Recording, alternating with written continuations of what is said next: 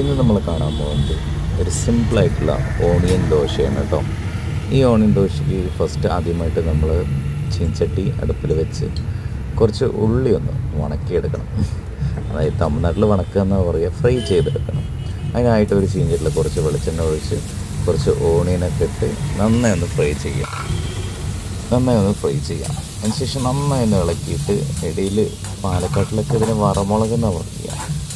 നമ്മുടെ നാട്ടിൽ എങ്ങനെയാണെന്ന് അറിയില്ല, മറ്റുള്ള സ്ഥലങ്ങളിൽ വറ്റൽമുളകെന്നോ വറമുളകെന്നോ വലിയ ചുവന്ന മുളകെന്നൊക്കെ പറയും. അത് ഒരെണ്ണം വെച്ച് കയറി അങ്ങോട്ട് ഇടുക. ഇട്ട ശേഷം നന്നായിട്ടൊന്ന് ഇളക്കിയിട്ട് കുറച്ച് ഉപ്പങ്ങോട്ട് ഇട്ട് കൊടുക്കും. ഉപ്പിട്ട ശേഷം വീണ്ടും നന്നായി ഒന്ന് ഇളക്കുക.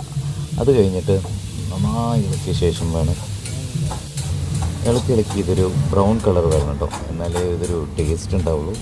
ഈ ഒരു ഓണിയൻ ദോശയ്ക്ക് വേറെ ഒരു കറിയോ ചട്നിയോ ഒന്നും ആവശ്യമില്ല, വെറുതെ തന്നെ ഈ ദോശ മാത്രം നമുക്ക് കഴിക്കാൻ പറ്റും. അത്രയും ടേസ്റ്റാണ്. എല്ലാവരും ഒന്ന് ട്രൈ ചെയ്ത് നോക്കണം.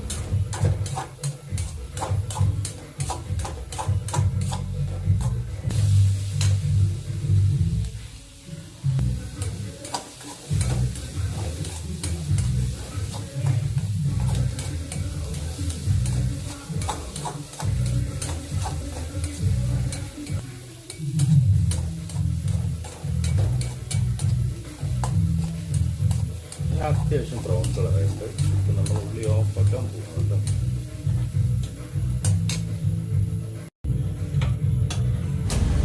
അതിനുശേഷം നമ്മളൊരു ദോശക്കല്ലെടുത്ത് അടുപ്പ് വയ്ക്കുക. കുറച്ച് വെള്ളം എടുത്തടിച്ച് കൊടുക്കുക. കല്ല് ചൂടായോ ഇല്ലയോ എന്നറിയാൻ വേണ്ടിയുള്ള ചെറിയൊരു ട്രിക്കാണ്. അപ്പോൾ ഇതൊന്നും എല്ലാവരും ട്രൈ ചെയ്ത് നോക്കാം. നമ്മുടെ വീടുകളിലൊക്കെ അധികം ദോശക്കല്ലൊക്കെ ഇതുപോലെ തന്നെ ആയിരിക്കും. ചിലവരൊക്കെ നോൺ സ്റ്റിക്കൊക്കെ ഉപയോഗിക്കാറുണ്ട്. നമ്മളെന്നും ഇൻഡാലിയത്തിൻ്റെ ഒരു ദോശ, അതാകുമ്പോൾ ഇത്തിരി ടേസ്റ്റും കിട്ടും, നന്നായി ചൂടാവുന്ന അമ്മ പറഞ്ഞ് ഞാൻ കേട്ടിട്ടുണ്ട് കേട്ടോ.